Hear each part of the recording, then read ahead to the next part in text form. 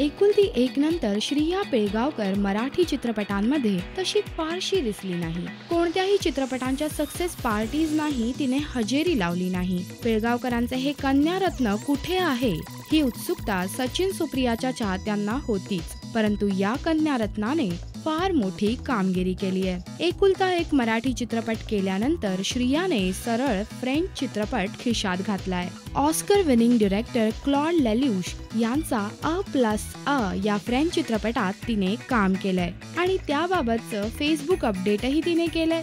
या चित्रपटात ती तिच्या आवडत्या फ्रेंच ऍक्टर जीन दुजार्जिन सोबत काम करते, ज्याने दी आर्टिस्ट सारखा चित्रपट केलाय. त्याबाबतचे 2 फोटोज शेअर करत तिने ही बातमी 100% खरी आहे हे स्पष्ट केलंय. आपल्या या फ्रेंच चित्रपटाला घेऊन श्रिया खूपच एक्साइटेड आहे हे तिच्या या फेसबुक अपडेट वरून कळतंय, ज्यात तिने म्हटलंय 2015 has begun on a pretty surreal note with 2 exciting projects taking off this month. Tomorrow I begin shooting for my second feature film. Never imagined that I would go directly from doing Marathi to French. हे मात्र नक्की खरंय.